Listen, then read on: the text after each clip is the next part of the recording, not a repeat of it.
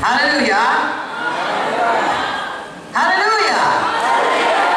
Tuhan Yesus baik. Sebelum firman Tuhan mengenai KKR malam ini, yaitu KKR kemerdekaan disampaikan oleh Pendeta Victoria Monte, saya lebih dulu mau bersaksi. Amin saudaraku. Saya sudah berumur 77 tahun. Saya lahir pada waktu zaman penjajahan, masih zaman penjajahan Jepang. Jadi saya bisa bersaksi mengenai kemerdekaan ini. Pertama sekali saya bersaksi mengenai kemerdekaan dari penjajahan bangsa lain kepada bangsa Indonesia, di mana saya termasuk di dalamnya, dan saya mengalami kemerdekaan. 1943 saya lahir saudaraku, masih dalam penjajahan Jepang. 1945 kita merdeka, tetapi kemudian tentara sekutu datang lagi mau menjajah kita kembali, sehingga ada namanya aksi polisi yang pertama dan kedua, sampai kemudian ada konferensi meja bundar KMP di Belanda. Barulah kita betul-betul merdeka, berdaulat atas bangsa ini. Saya ada di situ, dan saya sangat bersyukur. Kebanyakan saudara belum lahir ya, tapi saya mau menceritakan mengenai kemerdekaan ini. Bagaimana saya dimerdekakan dalam dua hal. Pertama, ini yang saya mau saksikan, kemerdekaan dari penjajahan bangsa lain atas bangsa ini. Saya ada di dalamnya dan mengalaminya. Saya masih ingat bagaimana kami saudaraku, karena waktu itu tahun 47-48 kami lari dari kota Medan menuju ke daerah Aceh, karena Aceh tidak mau menyerah. Kami masuk ke pedalaman, ke gunung-gunung, daerah kota Cane namanya, Aceh Tenggara, dekat dengan di tengah-tengah hutan saudaraku. Sampai sekarang di sana masih hutan lindung itu. Ya, kami lari menyusur sungai-sungai, terpleset, habislah itu. Dan kalau siang hari ada pesawat udara Belanda berkitar-kitar saudaraku, mencari gerilya-gerilya, kami lari bersembunyi ke bawah pohon-pohon. Dan kami hampir mati saudaraku. Oh, dibunuh saudaraku di tengah jalan, banyak sekali. Dan betapa kami sukacita ketika kita bangsa Indonesia betul-betul merdeka. Kita dimerdekakan daripada penjajahan bangsa lain. Banyak sekali bedanya. Orang tua saya tidak bisa sekolah saudaraku, karena sebagai orang Indonesia hanya orang-orang tertentu yang bisa sekolah. Tapi begitu kita sudah selamat, saya langsung masuk SD saudaraku, umur 5 tahun ibu saya memasukkan saya langsung sekolah. Sudah boleh sekolah saudaraku. Ya, bukan karena saya pintarnya, karena ibu saya banyak mau cari makan, jadi saya ditaruhnya sekolah supaya bisa dijaga guru. Lalu kemudian saudaraku saya sekolah, dan orang tua saya berkata, kamu sudah bisa sekolah, kita sudah merdeka, sekolah tinggi, jadi orang baik-baik, jadi orang berhasil, pintar di sekolah, rajin bekerja, rajin belajar, kamu pasti nanti berhasil. Saya pun ikutlah saudaraku. Masuk SD, tamat SD, juara, tamat SMP, juara, tamat SMA, juara, masuk kedokteran, landing di kedokteran, merasakan semuanya. Itulah semua hasilnya kemerdekaan. Saya merasa senang, saya rasa sudah beres semuanya. Tapi tahukah saudara, karena malam ini saya mau bersaksi, saya tidak sadar bahwa saya, walaupun sudah dimerdekakan dari penjajahan bangsa lain, bangsa Jepang, bangsa Belanda, tapi saya masih dalam satu penjajahan yang dahsyat kuasanya, yang bisa membawa saya ke neraka. Penjajahan apakah itu? Penjajahan dosa, penjajahan setan iblis atas hidup saya. Karena seseorang, kalau dia, saya mulai saja dari Roma 3:23, Tuhan berkata semua manusia sudah berdosa dan kehilangan kemuliaan Allah. Tuhan menciptakan dunia ini, Adam dan Hawa, dan kemudian menaruhkannya suatu tempat namanya Taman Eden, supaya manusia itu menyembah Tuhan, patuh kepada Tuhan. Tapi manusia pertama berdosa, melanggar firman Tuhan. Tuhan bilang semua boleh dimakan kecuali buah pohon kayu ini. Tapi Adam Hawa melanggar itu, jatuh kepada dosa. Kemudian saudaraku, dosa merambah ke dunia ini, generasi demi generasi sampai kepada zaman kita. Dan tahukah saudara, tidak ada seorang pun kita yang tidak berdosa. Semua suka dosa, karena dimulai dari Adam, sikap hati kodrat manusia itu suka berdosa, di bawah tindasan dosa, perhambaan dosa. Nah, firman Tuhan berkata Roma 6, kepada siapakah kamu taat, kamulah hambanya. Adam Hawa, Tuhan bilang jangan, setan bilang makan. Dia taat kepada setan, maka dia menjadi hamba setan. Dan kita juga semua sampai sekarang ini tidak terkecuali. Itu sebabnya Roma 3:23 berkata, semua manusia sudah jatuh kepada dosa, kehilangan kemuliaan Allah. Mengapa kehilangan kemuliaan Allah? Kita ini diciptakan oleh Tuhan pada awalnya segambar dengan Tuhan. Tuhan itu mulia, tetapi begitu kita berdosa, kehilangan gambaran Tuhan. Sebabnya sekarang kita melihat begitu banyak kejahatan yang tidak bisa dapat dimasuk akal. Mengapa? Karena sudah diperhamba oleh dosa. Tidak ada lagi kemuliaan Tuhan kepada manusia. Tapi Roma 6:23 berkata, walaupun upah dosa itu adalah maut, upah dari dosa itu neraka yang kekal, tapi kasih karunia Allah adalah keselamatan dalam Tuhan Yesus, Tuhan kita yang kekal. Haleluya. Itu sebabnya saudaraku, berita Injil hari ini Nabi datang beritakan Injil, sebab hanya dalam Yesus ada kemerdekaan dari dosa. Kalau saya dan saudara tidak merdeka dari dosa, saya dan saudara akan tetap di bawah perhambaan dosa, di bawah kutuk dosa, dan di bawah hukuman dosa. Kalau kita meninggalkan dunia ini, kita akan ke neraka. Hanya ada dua tempat saudaraku, satu sorga, satu neraka. Percaya tidak percaya, firman Tuhan ini ya dan amin. Langit bumi berubah, firman Tuhan tidak berubah. Kalau kita mendapat Yesus, barang siapa percaya kepada Yesus, maka percaya dengan hati, mengaku dengan mulut, maka dia diselamatkan. Dia diterima menjadi anak-anak Allah Bapa di sorga, namanya tertulis di sorga, rumahnya dia ada di sorga, dia beroleh hidup kekal selama-lamanya. Dan begitulah Bapa mengasihi dunia ini sehingga diberikannya anaknya yang tunggal, yaitu Tuhan Yesus Kristus, supaya barang siapa percaya kepadanya tidak binasa, melainkan beroleh hidup yang kekal. Saya dan saudara diminta untuk dipulihkan Tuhan kembali menjadi anak-anak Bapa sorgawi dengan percaya kepada Tuhan Yesus yang sudah mati di kayu salib untuk menyerahkan darah nyawanya, mencurahkan darahnya, sebab firman Tuhan berkata tanpa penumpahan darah tidak ada pengampunan dosa. Buku Ibrani mengatakannya. Saudara tahu cerita mengenai Paskah pertama di negeri Mesir pada waktu orang Israel dibebaskan dari perhambaan bangsa Mesir. Siapa yang punya darah anak domba Paskah yang ditaruh di jenang pintu atas, kosen kiri, kosen kanan, malaikat maut lewat pada malam Paskah itu, pass over, I will pass over you. Tidak ada kematian di rumah yang ada darah itu. Tetapi yang tidak punya darah, orang-orang Mesir, walaupun dia orang baik, dia cendekiawan, dia negarawan, dia orang pengacara yang baik, dokter yang baik, pengusaha yang baik, baik sekalipun, tidak ada darah, ada kematian di rumah itu. Orang Israel mungkin jahat, saudaraku, masih membohong, masih mencuri, ada darah, tidak ada kematian. Darah domba Paskah kita adalah Yesus Kristus yang sudah mati di Golgota, mencurahkan darahnya. Siapa yang percaya pada Yesus, darah Yesus menyucikan dosanya, mengampuni dia, seperti menaruh darah itu di jenang pintu hati kita. Dengan percaya kepadanya dan mengaku Yesus itu Tuhan, maka tidak ada kematian kekal, hidup kekal menjadi milik kita.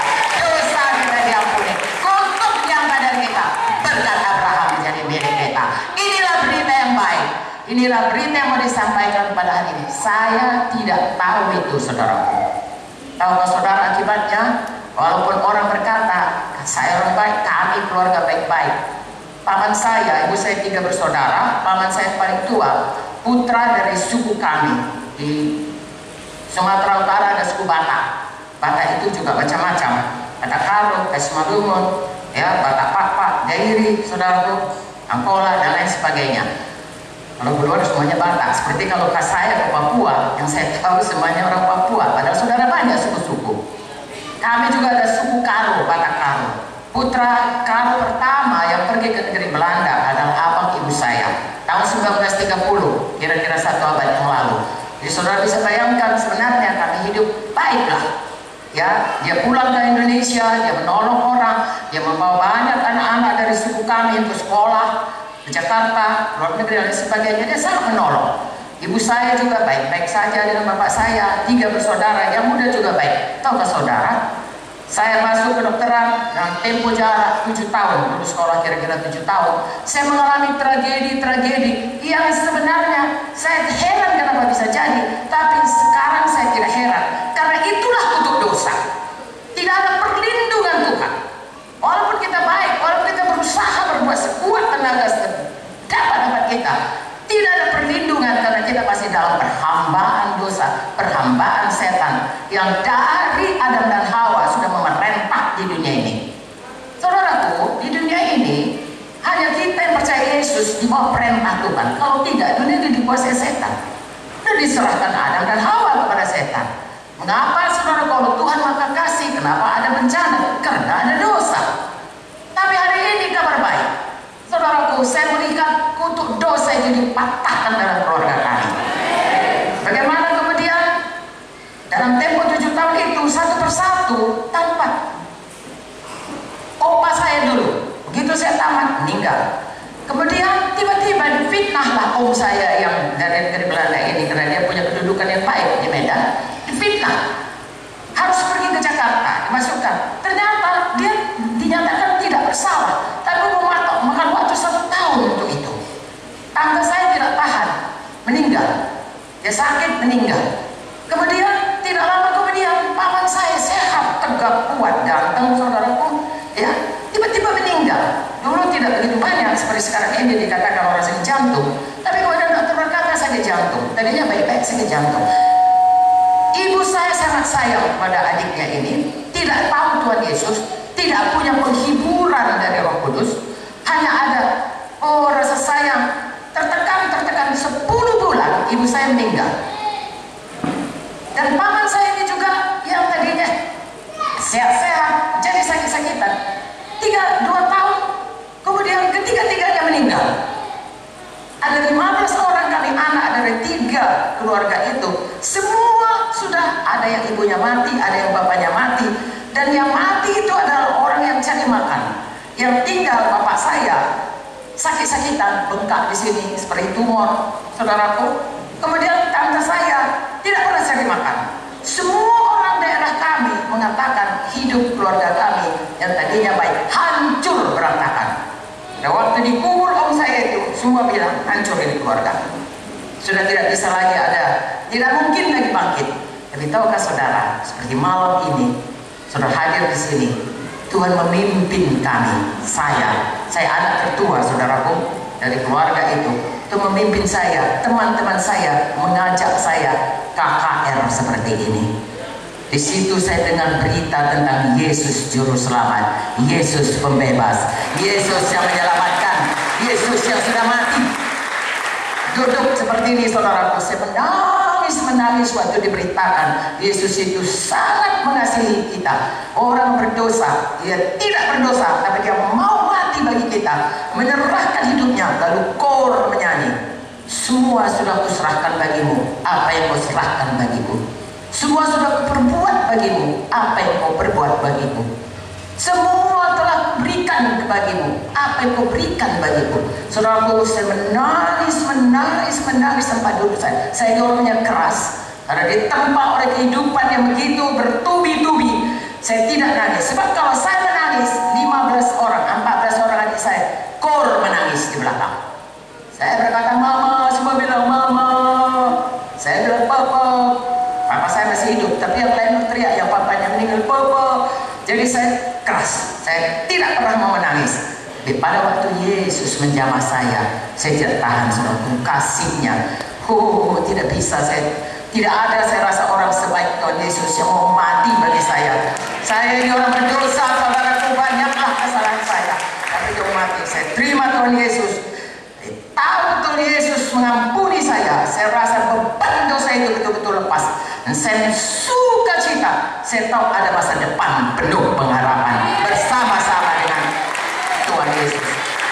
Dari mana saya tahu, saudaraku? Biasa kalau kita orang Kristen, kalau kita, saudaraku, berdoa pagi hari, malam hari, mau makan kita berdoa.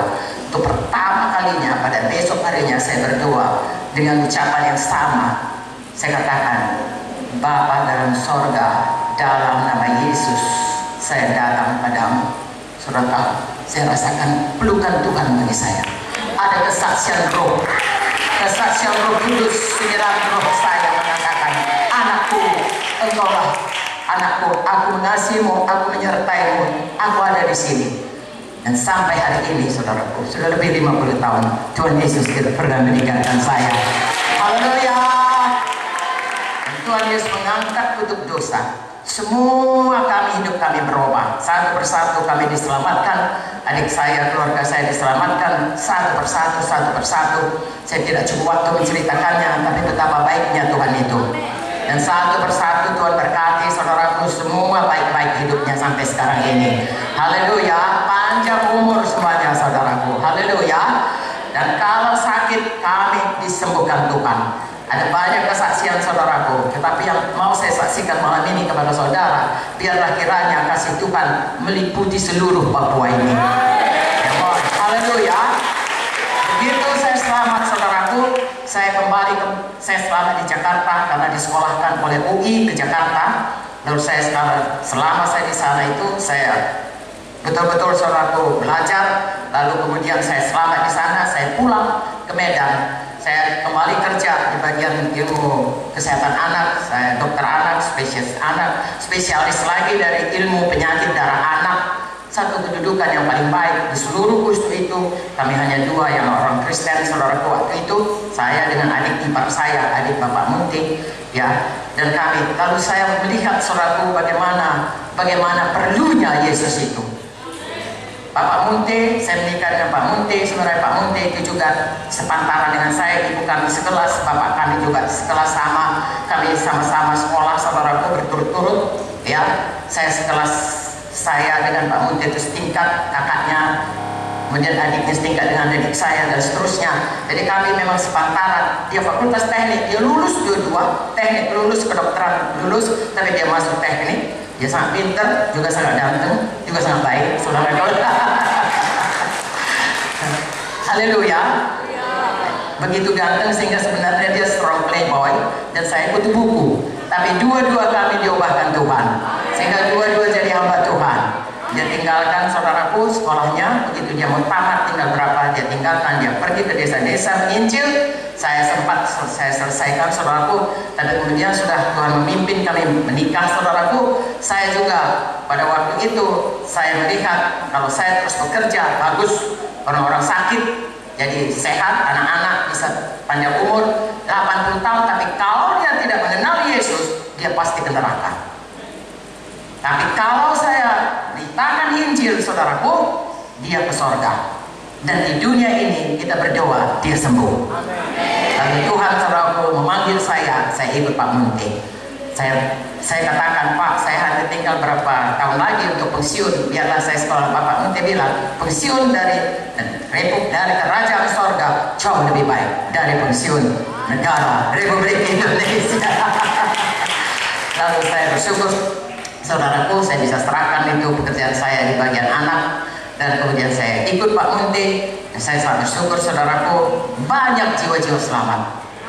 Karena Tuhan memberikan karunia kepada Bapak Munti dan kepada sidang GKI dan kepada kita semua. Kalau kita sudah diselamatkan, kita diberkati Tuhan, mari berkati orang lain lagi. Perintah Agung berkata, beritakan Injil, muridkan jiwa. Saudaraku harus memberitakan Injil. Jadi sebabnya saya ada di sini. Tuhan sudah membawa saya ke hampir ke seluruh benua, ya, untuk memberitakan Injil. Sudah ke Amerika, sudah ke Australia, sudah ke banyak negara di Eropa, beberapa negara di Asia, saudaraku. Saya bersyukur untuk itu bisa memberitakannya. Dan saya memberitakan kepada saudara, kalau Elia dapat urapan, Elisa 2 kali ganda. Saudara, murid-murid kami harus dapat 2 kali ganda. Saudara harus bisa beritakan Injil ke seluruh dunia, mulai di Papua ini. Saudara mau memuridkan harus mulai dari menginjili. Tidak ada orang dimuridkan kalau tidak diinjili. Ya, injili dulu, beritakan Injil, sukacita memberitakan Injil. Ya, seperti hari ini saya beritakan kepada saudara, saya sudah ditolong Tuhan. Kalau saya ditolong Tuhan, saudara pun bisa ditolong Tuhan. Kalau saya diampuni Tuhan, saudara pun bisa diampuni Tuhan. Tidak peduli berapa besarnya pendosa kita, semisik pun bisa menjadi putih seperti bulu kambing domba. Darah Yesus bisa menyucikannya. Masa depan kita, masa depan penuh pengharapan. Di bawah kutuk dosa, kita di bawah tindasan setan. Setan kerjanya mencuri, membunuh, membinasakan. Seperti hal yang kami hadapi itu. Tetapi kemudian kalau kita datang kepada Yesus, maka Yesus datang. Kita beroleh hidup dan kita mempunyainya dengan sangat kelimpahan. Darah Yesus menyucikan kita dari segala dosa, dan karya Tuhan Yesus kayu salib mematahkan, memutuskan, membebaskan kita dari semua kutuk dosa, memerdekakan kita dari perhambaan dosa, perhambaan setan, dan menjadikan kita anak-anak Bapa di sorga dengan berkat Abraham, dengan berkat Tuhan berkelimpahan. Saya tidak cukup banyak waktu menceritakan berkat Tuhan, saudaraku, ya. Saya pernah sakit di jantung, saudaraku, mau mati rasanya, bukan mau mati rasanya, mau mati, mau disuruh pasang pacu jantung, tapi sampai sekarang saya sakit umur 30, sekarang sudah 77, hampir 50 tahun, jantungnya jalan terus, nggak pernah pakai pacu jantung, karena Yesus menyembuhkan. Kira-kira berapa bulan yang lalu saya jatuh, saudaraku, jatuh karena ada tergenang air. Ya, mereka ada lalai yang saya suruh jangan ada air, mereka buat tergenang, saya tidak awas, jatuh. Seumur saya, jatuh itu berbahaya. Kalau ada misalnya tulang saya tidak kuat, maka kalau jatuh itu patah, tempo 3 bulan mesti mati. Pada waktu saya jatuh, saya berpikir itu, padahal itu jatuh hari Jumat, hari Senin saya harus ke Timor Leste untuk menginjil, untuk air seperti ini. Lalu saya berkata pada dokter, ya dokter, saya mau ke Timor Leste. Dokternya bilang, iya, karena berbahaya jatuh seperti itu. Begitu di foto, saudaraku, tidak ada yang patah, retak pun tidak ada, semuanya sudah ditolong. Hari Jumat saya jatuh, tidak bisa bergerak, Sabtu pagi tidak bisa bergerak, tapi Minggu, Sabtu sore, waktu dokter datang, lalu kemudian terus, sudah bisa tidak? Mari kita lihat. Saya langsung duduk, langsung berdiri, langsung berjalan, dan dokter bilang boleh pergi, tidak perlu pakai korset, tidak perlu, sudah semuanya diberi Tuhan mujizatnya, kuasanya, kesembuhannya. Lagi-lagi saudara, bukan cerita mengenai Bu Munti, cerita mengenai Yesus. Oleh bilur-bilur Yesus kita sudah sembuh. Haleluya. Mujizat Tuhan masih berlaku. Mengapa? Karena Yesus Kristus tetap sama, dulu, hari ini, sampai selama-lamanya. Kasihnya sama, kuasanya sama. Mari beritakan kasih Yesus, mari beritakan kuasa Yesus, mari terima lebih dahulu kasih Yesus, terima kuasa Tuhan. Hari ini, malam ini, saudara, terima kasih Yesus, terima Yesus, saudaraku. Tidak ada yang bisa dibawa kolong langit ini, tidak ada nama lain diberikan kepada manusia di mana kita boleh selamat kecuali satu nama, Yesus Kristus. Haleluya. Kisah 4 ayat 12. Percaya kepada Dia. Amin, saudaraku.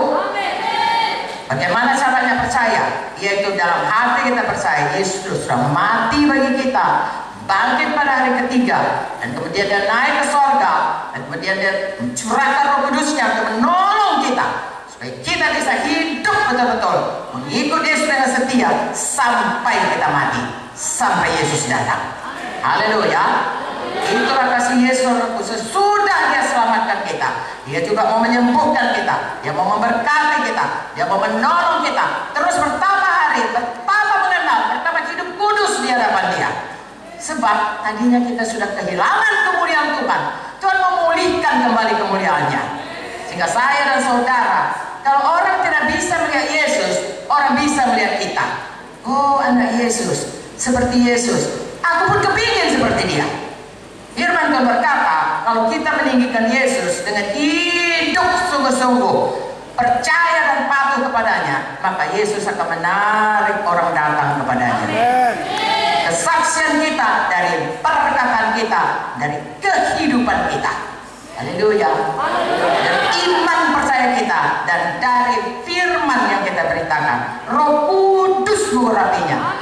Saya bersyukur saudara semua penuh Roh Kudus. Roh Kudus diberikan supaya kita beroleh kuasa menjadi saksi Tuhan pada negeri ini. Mari penuhi Papua dengan kemuliaan Tuhan. Jadi banyak saudara, terima Yesus malam ini, hidup baru dalam Tuhan Yesus, hidup yang diberkati Tuhan, hidup memancarkan kemuliaan Tuhan. Beritakan kasih Yesus, beritakan Yesus, izinkan semakin hari, semakin dewasa, semakin kenal, semakin banyak memberkati orang, semakin banyak membawa jiwa-jiwa kepada Tuhan Yesus. Lalu kita penduduki bumi ini, mulai dari Papua sampai ke ujung bumi. Tuhan Yesus memberkati saudara. Haleluya, haleluya. Adakah saudara diberkati? Siapa yang percaya Yesus sangat mengasihi dia? Oke, turunkan tangan saudara. Siapa yang percaya Yesus mau menolong kita?